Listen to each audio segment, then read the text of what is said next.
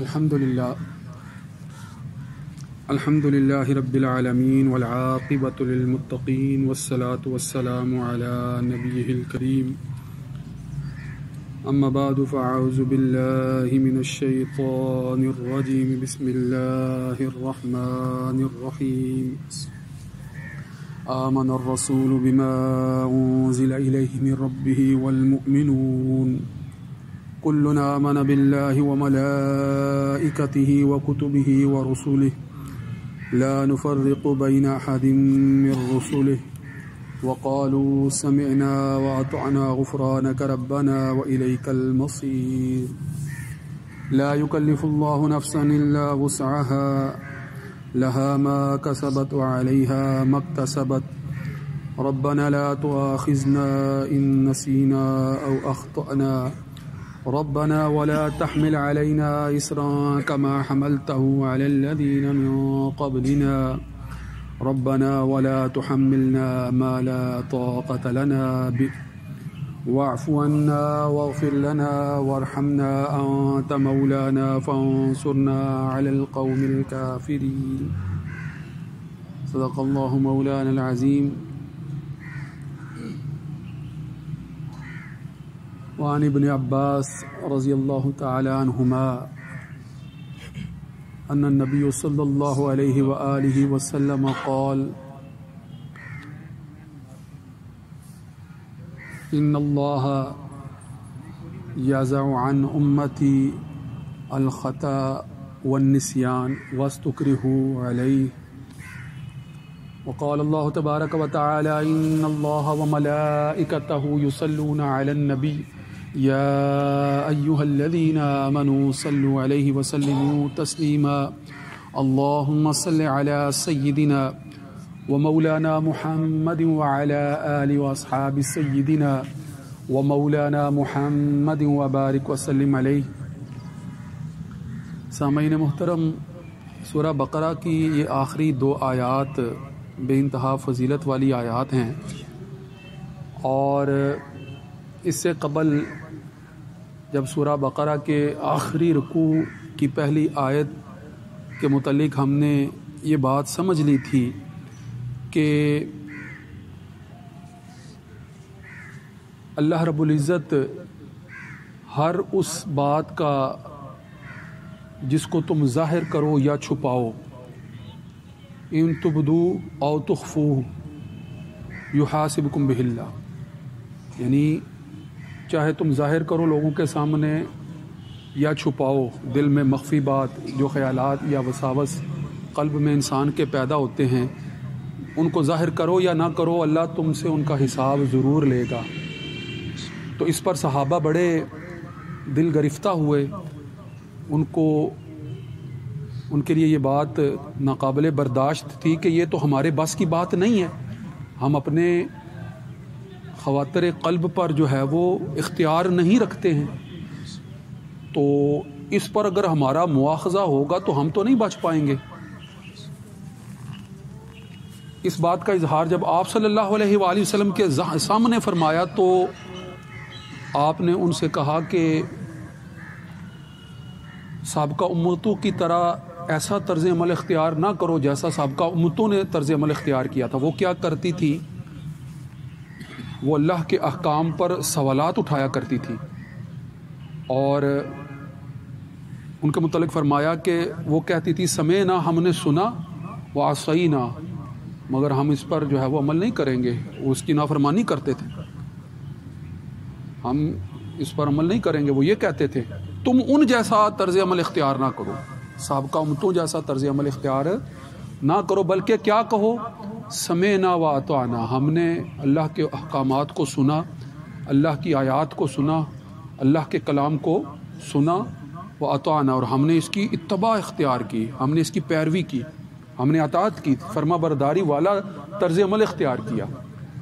تو حدیث میں آتا ہے کہ جب صحابہ نے یہ کہا کہ ہم نے سنا اور ہم اس کی تابعداری اختیار کرتے ہیں، وَأَطَعْنَا، تو اللہ رب العزت نے پھر یہ 2 آیات نازل فرمائی. یہ جو آخری 2 آیات میں آپ کے سامنے میں نے تلاوت کرنے کا شرف حاصل کیا، یہ 2 آیات جو ہے وہ نازل فرمائی کہ جن کے اندر جو ہے وہ پھر قلب کے جو وساوس ہیں، خواطر قلب جنہیں کہا گیا ہے، میں نے آپ کے سامنے خاطر حاجز حدیث نفس کی وضاحت کر دی تھی کہ یہ دل میں آنے والے خیالات ہیں کہ جو ابھی پختہ نہیں ہوئے، حدیث نفس سے جو ہے وہ ہم کے درجے تک جو پہنچتے ہیں اس تک جو ہے وہ قلب کے خیالات اگر ان پر عمل پیرا نہیں ہوئے تو وہ جتنے بھی برے خیالات ہوں ان پر مواخذہ نہیں فرمائے گا. کیونکہ لا یکلف اللہ نفسا الا وسعها، اللہ تعالیٰ کسی نفس پر، کسی جان پر اس کی طاقت سے زیادہ بوجھ نہیں ڈالتا ہے، یعنی طاقت سے بڑھ کر تکلیف میں مبتلا نہیں کیا جاتا ہے. تو بہرحال جب یہ آیات دو نازل ہوئیں تو اس میں پھر صحابہ رضوان اللہ علیہم اجمعین اور تمام امت کے لیے تسکین قلب کا سامان موجود تھا. اس لیے ان آیات کی بڑی فضیلت ہے. ان دو آیات میں جو ہے وہ ہمارے لیے کس قدر جو ہے وہ تسکین قلب کا ہمارے لیے اللہ تعالیٰ کی طرف سے معاملات میں آسانی کا سامان پیدا کر دیا گیا ہے، اس کے مفہوم کو سمجھنے سے جو ہے وہ اس کی طرف جو ہے وہ مزید جو ہے وہ اشارہ ہمیں جو ہے وہ ملے گا. تو ذرا ان آیات کا مفہوم جو ہے وہ سمجھ لیں. آمن الرسول بما انزل الیہ من ربہ والمؤمنون. آمن مان لیا یعنی ایمان لائے، رسول یعنی رسول اللہ صلی اللہ علیہ وآلہ وسلم بھی ایمان رکھتے ہیں. کس چیز پر ایمان رکھتے ہیں؟ من ربہ بما انزل الیہ. آمن الرسول بما انزل الیہ، جو آپ کی طرف نازل کیا گیا اس پر ایمان رکھتے ہیں. اور ساتھ ہی ساتھ والمؤمنون، ایمان والے بھی ایمان رکھتے ہیں، ایمان والوں نے بھی مان لیا. ایمان والے بھی جو ہے وہ اللہ کی طرف سے نازل کردہ ہر وحی الہی پر ایمان رکھتے ہیں، کامل یقین رکھتے ہیں. آمن الرسول بما انزل الیہ، جو ان کی طرف نازل کیا گیا ہے، من رب ہی، آپ کے رب کی طرف سے. والمؤمنون، اور مومنین بھی، آپ کے صحابہ بھی، آپ پر ایمان لانے والے سب جو ہیں وہ اس بات پر ایمان رکھتے ہیں کہ یہ جو کلام اللہ نے آپ پر نازل کیا ہے یہ سچا کلام ہے. سابقہ انبیاء پر بھی کلام نازل کیے گئے ہیں، سابقہ امتوں پر بھی جو ہے وہ صحیفے نازل ہوئے ہیں. ایمان والے جو کچھ بھی اللہ کی طرف سے نازل ہوتا ہے اس پر ایمان رکھتے ہیں. یہ الگ بات ہے کہ سابقہ صحائف جو ہے وہ محفوظ نہیں ہیں، سابقہ کتابیں محفوظ نہیں ہیں، مگر وہ سچی کتابیں ہیں. آپ صلی اللہ علیہ وآلہ وسلم اور آپ کی وجہ سے تمام امت مسلمہ ان کے سچا ہونے کا یقین رکھتی ہیں. پھر ساتھ ہی فرما دیا کلنا آمن باللہ، سب کے سب اللہ پر ایمان رکھتے ہیں. آمن باللہ، ایمان لائے اللہ پر. ورسولہ، اور وملائکتہ، اور اس کے فرشتوں پر. وکتبہ، اور اس کی کتابوں پر. ورسولہ، اور اس کے رسولوں پر. اب یہ بڑی عمدہ ترتیب ہے یہاں پر جو بیان کی گئی ہے، یہ ذرا غور کریں، اس ترتیب پر بھی غور کریں کہ سب سے پہلے اللہ پر، پھر کتابوں پر ایمان، اور پھر فرشتوں کے بعد کتابوں پر، اور کتابوں کے بعد رسولوں پر ایمان. یہ ایک ترتیب ہے، اس میں ایک خاص پہلو ہے، ذرا غور کریں. اس ترتیب کی وضاحت کیا ہے کہ ساری کائنات کا خالق و مالک، پیدا کرنے والی اللہ کی ذات ہے، وہ صانع ہے، وہ خالق ہے، وہ مالک ہے. اس لیے سب سے پہلے تو چارہ کار اس کے علاوہ ہے ہی نہیں کہ اسی کو مانا جائے، اسی پر ایمان لایا جائے. لہذا سب سے پہلا مطالبہ، سب سے پہلا تقاضا جو ہے وہ ایمان باللہ کا تقاضا ہے، اللہ پر ایمان لانے کا تقاضا. اس کے بعد وملائکتہ، اللہ تعالیٰ نے انسانوں کے درمیان، انسانوں تک وحی پہنچانے کے لیے جن کو واسطہ بنایا ہے وہ ملائکہ ہیں، وہ فرشتے ہیں، وہ اللہ کی نوری مخلوق ہیں، جن کو اللہ تعالیٰ نے کائنات کے بے پناہ انتظام اور انصرام جو ہے وہ سونپے ہوئے ہیں. کسی کی ذمہ داری جو ہے وہ وحی پہنچانا ہے، کسی کی ذمہ داری جو ہے وہ بارش برسانا ہے، کسی کی ذمہ داری جو ہے وہ روحوں کو قبض کرنا ہے، کسی کی ذمہ داری نامہ اعمال کو درج کرنا ہے. تقریباً کائنات کے ہر کام کو فرشتوں کے ذریعے سے جو ہے وہ عملی جامہ پہنایا جا رہا ہے. تو اس لیے انسان اور اللہ کے درمیان جو ابتدائی واسطہ بننے والی مخلوق ہے وہ یہی فرشتے ہیں. اس لیے دوسرے نمبر پر ان پر ایمان نہیں ہوگا کہ فرشتوں کے ذریعے سے بہت سے امور سر انجام دیے جا رہے ہیں، ان پر ایمان نہیں ہوگا تو پھر بہت سے خلا رہ جائیں گے، جو اپنے آپ کے قلب و ذہن میں بہت سے خلا رہ جائیں گے جن کو آپ پور نہیں کر پائیں گے، بہت سے سوالات ہیں جن کا جواب دینا آپ کے لیے ممکن نہیں ہوگا۔ لہذا فرشتوں پر ایمان لانا، اور پھر جو ہے وہ کتب پر ایمان لانا کہ فرشتوں کے ذریعے انسان کو جو کتاب ہدایت پہنچائی جا رہی ہے وہ پہلے بھی پہنچائی جاتی تھی، اور آپ صلی اللہ علیہ وآلہ وسلم پر آخری کتاب جو ہے وہ نازل فرمائی گئی ہے۔ تو کتب پر ایمان لانا بھی جو ہے وہ ترتیب میں اس لیے کہ انبیاء تک جو کتابیں پہنچائی جا رہی ہیں فرشتوں کے ذریعے سے، تو وہ کتابیں جو ہدایت کے لیے ہیں وہ فرشتوں کے بعد اگلا واسطہ جو ہے وہ مخلوق اور خالق کے درمیان وہی بن رہی ہے، بنی نوع انسانی اور خالق کے درمیان جو اگلا واسطہ بن رہی ہے وہ یہ کتابیں بن رہی ہیں۔ اور ان کتابوں کو عامت الناس تک پہنچانے کے لیے جو ذمہ داری پوری کرنے والے ہیں وہ انبیاء کرام ہیں، وہ رسول ہیں، تو لہٰذا پھر رسولوں پر۔ اب اس ترتیب کے اندر جو ہے وہ ایک منطقی ربط آپ کو نظر آتا ہے کہ اللہ پر ایمان لانا، ملائکہ پر ایمان لانا، کتابوں پر ایمان لانا اور رسولوں پر ایمان لانا، کہ جس ترتیب سے کائنات کے لیے ہدایت کے انتظام کو عملی جامہ پہنایا گیا ہے وہ ترتیب اس وقت تک قائم نہیں ہوتی جب اس ترتیب کو جو ہے وہ سامنے نہ رکھا جائے، اور اس ترتیب کے ذریعے سے ہی جو ہے وہ سارے خلا پر ہوتے ہیں جو انسان کے قلب و ذہن میں پیدا ہوتے ہیں، کہ جن کے ذریعے سے وہ ان سوالات کو جان جاتا ہے جن سوالات کا مطالبہ کر کے انسان اپنی حقیقت کو پہچاننے کی کوشش کر رہا ہوتا ہے، اپنی اصلیت کو، اپنی ابتدا کو جو ہے وہ جاننے کی کوشش کر رہا ہوتا ہے۔ اور مذہب کی ساری تعلیمات ذہن میں رکھیے گا پھر اسی ترتیب پر قائم ہے۔ مذہب کی تعلیمات اگر اس ترتیب کو ملحوظ خاطر نہیں رکھیں گے تو مذہب کی تعلیمات جو ہے وہ سمجھنا آسان نہیں ہوگا۔ اب آگے چلیں ذرا کہ جب رسولوں کا ذکر آیا آخر میں تو پھر ساتھ ہی فرما دیا لا نفرق بین احد من رسلہ، کہ ہم پھر ان رسولوں میں کسی ایک میں بھی جو ہے وہ فرق نہیں کرتے ہیں، کہ سارے کے سارے رسول اللہ کی طرف سے مبعوث فرمائے گئے ہیں، منصب نبوت اور رسالت کے اعتبار سے جو ہے وہ کسی میں فرق۔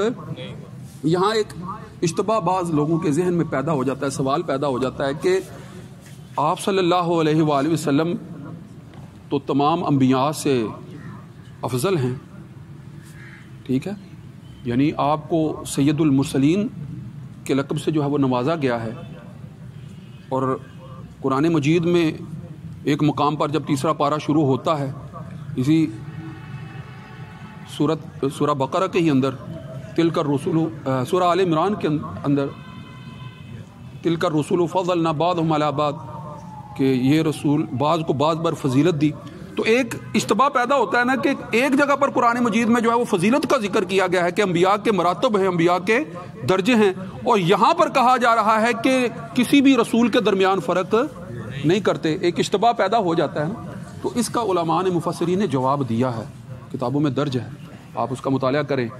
بالکل آسان اور واضح بات ہے کہ کسی نبی کا مرتبے میں یا کسی رسول کا مرتبے میں افضل ہونا اس بات کے خلاف نہیں ہے کہ بحیثیت نبوت اور رسالت تمام انبیاء کا منصب جو ہے وہ برابر ہے، اس بات کے خلاف نہیں ہے۔ غور کریں اس بات پر کہ جس طرح رسول اللہ صلی اللہ علیہ وآلہ وسلم کو رسول ماننا ضروری ہے، ایسے ہی تمام سابقہ انبیاء کو نبی یا رسول ماننا ضروری ہے۔ اس منصب کو کوئی نہیں مانے گا، کسی ایک میں بھی فرق کرے گا تو دائرہ اسلام سے خارج ہو جائے گا۔ غور کریں نا اس بات پر، جب کسی ایک کو بھی نہ ماننے سے دائرہ اسلام سے فرد خارج ہو جاتا ہے تو اس کا مطلب ہے کہ منصب نبوت و رسالت پر فائز ہونے کے اعتبار سے کسی نبی اور کسی رسول میں کوئی فرق نہیں ہے۔ منصب نبوت پر فائز ہونے کے اعتبار سے کسی بھی نبی اور رسول میں فرق نہیں ہے کہ کی مانیں گے تو دائرہ اسلام سے خارج ہو جائیں گے۔ لہٰذا اس کے بعد اللہ رب العزت کے ہاں جو ہے وہ مراتب اور درجات کی تو کوئی حد نہیں ہے۔ منصب نبوت اور رسالت پر فائز ہونے کے بعد اگر کوئی اللہ کے ہاں جو ہے وہ اس کے اعلیٰ درجے پر فائز ہے تو اس میں فرق ہو سکتا ہے، اس میں فرق۔ لہٰذا منصب نبوت اور رسالت کے اعتبار سے جب بات کریں گے تو پھر کہیں گے لا نفرق بین احد من رسلہ، اور اگر جو ہے وہ انبیاء کے مابین مراتب کے درمیان بات کریں گے تو پھر کہیں گے تلک الرسل فضلنا بعضهم علی بعض۔ تو لہٰذا یہ دو اپنے مقامات پر جو ہے وہ چیزیں ہیں، ان کو اپنے اپنے مقامات پر رکھیں. کیوں؟ کیونکہ اللہ تعالیٰ نے جو ہے وہ انبیاء میں سے جب بعض کو بعض پر فضیلت دی ہے تو نبی آخر الزمان کی یہ فضیلت ہی ہے نا کہ آپ کو جو ہے وہ خاتم النبیین بنایا ہے اور سید الانبیاء بنایا ہے اور تمام انبیاء کی امامت کا شرف آپ کو عطا کیا ہے. تو لہٰذا آپ صلی اللہ علیہ وآلہ وسلم کے عالی مرتبت ہونا، آپ کا سدرۃ المنتہا پر فائز ہونا، ان سارے انبیاء کے اندر جس مقام پر آپ کو رکھتا ہے وہ درجے کے اعتبار سے سب سے اعلیٰ مقام ہے. اس اعتبار سے آپ کے مقام تک کوئی اور رسول یا نبی پہنچ نہیں سکتا ہے. مگر یہ ہے کہ منصب نبوت اور رسالت ہر ایک کا منصب نہیں ہو سکتا، یہ اللہ تعالیٰ کے منتخب کردہ افراد ہی کا منصب ہے، اور اس منصب پر فائز کرنا جو ہے وہ خاص اللہ ہی کا حق ہے کہ جس کو جو ہے وہ فائز فرما دے. لہذا اس منصب پر جو فائز ہو جاتا ہے عامت الناس سے وہ بالا تر ہے، عامت الناس سے وہ اعلیٰ ہے، عامت الناس سے وہ افضل ہے. مگر عامت الناس میں سے جو افضل ہیں ان کے درمیان کیا مراتب ہے یہ الگ بحث ہے.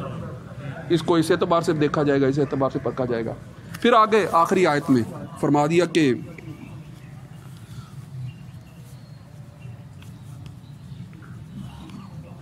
لا یکلف اللہ نفسا الا وسعها لها ما کسبت وعلیہا ما اکتسبت. کسب اور اکتساب یہ دو لفظ اگلے حصے میں استعمال ہوئے ہیں، کسب اور اکتساب. جو کام انسان اپنے ارادے سے کرتا ہے وہ کسب کہلاتا ہے، جو بھی کام انسان اپنے ارادے سے کرتا ہے وہ کسب کہلاتا ہے. اب چونکہ محاسبے کی بات کی جا رہی ہے تو اس کا مطلب یہ ہے کہ جو بھی کام کرتا ہے انسان اس پر حساب ہوگا، اس پر پوچھا جائے گا، مواخذہ ہوگا. تو جو جیسا کام کرتا ہے ویسا ہی اس کا محاسبہ ہوتا ہے. لہذا مفسرین نے جو کسب اور اکتساب میں خاص فرق بیان کیا ہے اس کو اگر سمجھ لیں تو یہ بات سمجھنا آسان ہو جائے گی. کسب تو ارادے سے کیے گئے کسی بھی کام کو کسب کہتے ہیں. انسان اپنے ارادے سے جو بھی کام کرتا ہے. مگر اکتساب خاص طور پر علامہ زمخشری کہتے ہیں کہ اس کام کو کہتے ہیں اکتساب، اس کام کو کہتے ہیں کہ جس کو انسان نے اپنے نفس کے خلاف بھرپور مزاحمت کرتے ہوئے اختیار کیا ہو. تو انسان چونکہ برائی کو اپنے نفس کے خلاف بھرپور مزاحمت کر کے اختیار کر رہا ہوتا ہے، لہذا اکتساب اس کام کو کہتے ہیں جس کام کو برائی کے لیے جو ہے وہ اختیار کیا گیا ہو. برے کام کو اکتساب سے جو ہے وہ مماثلت ہے برے کام کو. لہذا جس نے نیک کام کیا ہے، اچھا کام کیا ہے، اس کے لیے اچھا اجر ہے، اور جس نے کوشش کر کے اپنے نفس کے خلاف جا کر معروف کے خلاف منکر کو اختیار کیا ہے تو اس کے لیے جو ہے وہ اس کا ویسا ہی اجر ہے. تو نیکی کا اچھا رہا ہے، برائی کا برا ہی اجر ہے. تو لہٰذا جو کوئی جو کماتا ہے اس کے لیے ویسا ہی اجر ہے. اگر اچھا کام کرے گا تو اچھا اجر ہے، اگر برا کام کرے گا تو برا اجر ہے. ربنا، پھر آگے آخر میں جو ہے وہ دعائیہ الفاظ ہیں. ربنا، اے ہمارے رب، لا تؤاخذنا ان نسینا او اخطانا، کہ اے ہمارے رب ہم سے اس بات کا مواخذہ نہ فرما جو ہم سے غلطی سے ہو جائے، نسیان سے ہو جائے، بھول کر ہو جائے. نسیان کا لفظ، یہ لفظ جو ہے وہ جو ناسیہ کا مادہ ہے، بعض علم لغت کے ماہرین جو ہے وہ کہتے ہیں کہ انسان اسی ناسیہ سے بنا ہے. انسان کا لفظ جو ہے وہ اسی ناسیہ سے بنا ہے. نسیان کا مطلب ہوتا ہے خطا. تو انسان جو ہے وہ چونکہ خطا میں مبتلا ہو جاتا ہے اسی لیے اس کو انسان کہتے ہیں. نسیان سے ہے نا، نسیان سے ہی انسان، ناسیہ سے ہی انسان. تو جب انسان کا جو ہے وہ مادے کا لفظ ہی جو ہے وہ، اور بعض دیگر جو ہے وہ اہل لغت جو ہے وہ کہتے ہیں کہ یہ انس سے ہے. انس کا مطلب ہوتا ہے محبت، پیار، محبت، انس. تو انس سے کہیں گے انسان، تو انسان وہ فرد ہے جو بغیر محبت کے رہ نہیں سکتا ہے، بغیر تعلق کے، بغیر میل ملاپ کے، بغیر معاشرت کے انسان. تو چونکہ یہ مل جل کر زندگی گزارتا ہے اس لیے بھی انسان کہلاتا ہے، کیونکہ یہ انس و محبت کے مادے سے جو ہے وہ بنا ہے. تو دونوں مفہوم جو ہے وہ تعبیر کے، انس و محبت کا مادہ بھی موجود ہے اور خطا کا بھی مادہ موجود ہے، نسیان کا، غلطی کا بھی مادہ موجود ہے. تو جب دونوں مادے موجود ہیں تو غلطی تو ہو جاتی ہے. مگر آپ صلی اللہ علیہ وآلہ وسلم کا شرف کیا ہے؟ حضرت ابن عباس کی حدیث جو میں نے آپ کے سامنے شروع میں متن میں رکھی کہ حضرت ابن عباس کیا فرماتے ہیں کہ ان اللہ وضع عن امتی، کہ اللہ تعالیٰ نے اٹھا لیا ہے میری امت پر سے کن 3 چیزوں کو. سب سے پہلی چیز جو ہے وہ خطا، الخطا یعنی غلطی ہوگی، بھول چوک ہوگی. غلطی، اور دوسرا نسیان یعنی بھول گیا، وَمَسْتُكْرِهُ عَلَيْهِ یا جس پر اس کو مجبور کر دیا گیا، یعنی حالت جبر میں کوئی کام غلطی کا یا گناہ کا کروایا گیا، تو ان تینوں چیزوں کا یعنی خطا کا، نسیان کا اور حالت استقرا یعنی جبر کی حالت، تینوں قسم کے گناہوں کا جو ہے وہ نقصان اس سے اٹھا لیا گیا ہے، یعنی معاف فرما دیا گیا اللہ تعالیٰ کی طرف سے۔ تو ہم بھی یہی دعا کر رہے ہیں کہ ربنا لا تؤاخذنا، ہمارا مواخذہ نہ فرما، ان نسینا، اگر ہم سے کوئی نسیان ہو جاتا ہے، کوئی خطا ہو جاتی ہے، کوئی بھول چوک ہو جاتی ہے، کوئی غلطی، او اخطانا ربنا ولا تحمل علینا اسرا کما حملته علی الذین من قبلنا، اے ہمارے رب ہم پر ایسا بوجھ ہرگز مت ڈالیو جیسا بوجھ سابقہ امتوں پر ڈالا تھا۔ یہ تھوڑا سا تفصیلی معاملہ ہے، اس کی وضاحت آئندہ بھی کر دوں گا، مگر اشارتاً یہ بات سمجھ لیں، سابقہ امتوں پر بڑے سخت احکامات تھے، سابقہ امتوں پر بڑے سخت احکامات تھے۔ اگر جو ہے وہ پلیدی کپڑے پر لگ لی ہے تو کپڑا کاٹنا پڑ رہا تھا، اگر وہ توبہ کرتا ہے کسی گناہ پر تو اس کو کہا جاتا ہے کہ تم اپنے آپ کو مار دو، یعنی تمہیں آپ کو قتل کرنا پڑے گا، یہی تمہاری توبہ کا کفارہ ہے، وگرنہ تم سے توبہ قبول نہیں ہوگی۔ ان کو جو ہے وہ قربانی کا جانور اگر قربان کیا ہے تو اس کا گوشت کھانے کی اجازت نہیں تھی، رات کو جو ہے وہ روزے کی حالت میں ہی جو ہے وہ بھوکا رہنا پڑتا تھا، سحری کرنے کی اجازت نہیں تھی، بڑے سخت احکامات تھے۔ مگر اس کے باوجود کہ اس امت پر جو ہے مثلا سابقہ امتوں پر جو ہے وہ زکوٰۃ کے جو ہے وہ 1/4 مال کا حصہ دینے کے احکامات ہیں، ہم کو تو جو ہے وہ 40واں حصہ دیتے ہیں نا، 2.5% زکوٰۃ، 40واں حصہ، ان کو جو ہے وہ 1/4 حصہ دینے کے سخت احکامات تھے۔ اس امت پر اللہ تعالیٰ نے جو ہے وہ آپ صلی اللہ علیہ وآلہ وسلم کی وجہ سے جو ہے وہ بڑی آسانیاں فرمائی ہیں، لہٰذا ہماری دعا بھی یہ ہے کہ لا اسرا کما حملتہ الذین من قبلنا، کہ جس طرح پہلی امتوں پر بوجھ ڈالا ہے ایسا کوئی حکم نہ ایسا کوئی بوجھ نہ، تو ہمارے لیے شریعت کے احکام جو ہے وہ آسان فرما دیے گئے ہیں۔